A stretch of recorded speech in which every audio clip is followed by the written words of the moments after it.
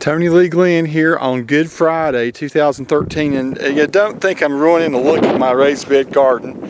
I'm going to try to, this is still a work in progress, but this is my sort of hybrid in-ground raised bed garden. And I did like a little video the other week about what I'm trying to accomplish here. I'm using old, very old weathered cross ties. The creosote should not even be an issue with these. And you can see what I've done. I've kicked a lot of the rocks out and put up out of the dirt that I've been working.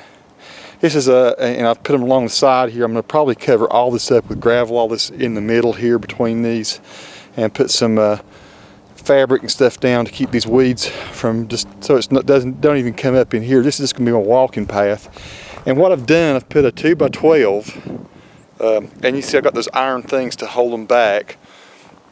But I've put 2x12s in there. I've put them together with those little bracket things. I use these other little end pieces over here that I got from Lowe's to attach them to the cross ties. So I've got at least a good foot of mixed up dirt in there. Part of it is some of the dirt that I bought from over there. I showed that in a previous video. That's some topsoil that I bought that's kind of in a floodplain. Should be very fertile soil. I use it as all this that's in here now is a mixture of that stuff and Miracle Grow garden soil. There's our asparagus patch. Nikki's looks like she's put some little flowers out today. But at any rate, I've been working this soil. I'm going to cultivate it some more. Rake all the rocks out.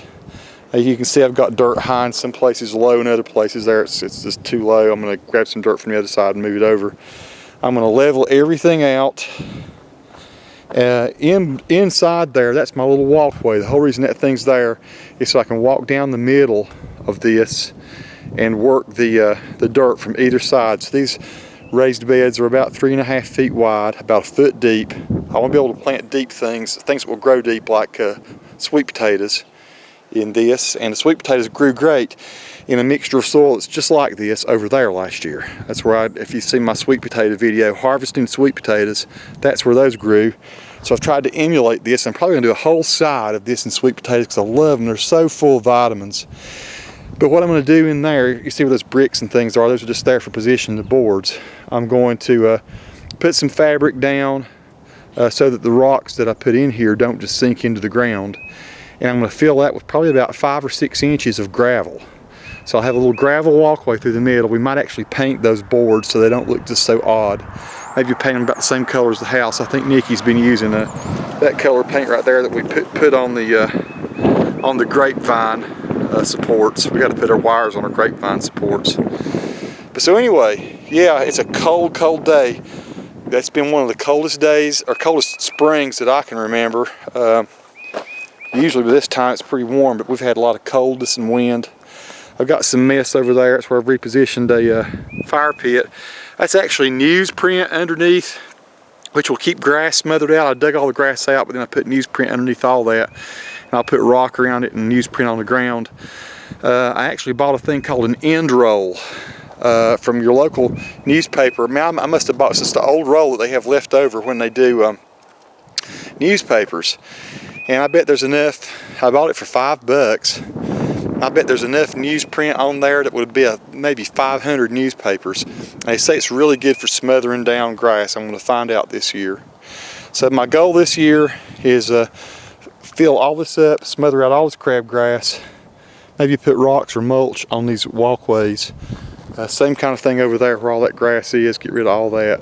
Have it all clear over to where the grapes are. And raise some really good stuff that grows deep, like sweet potatoes.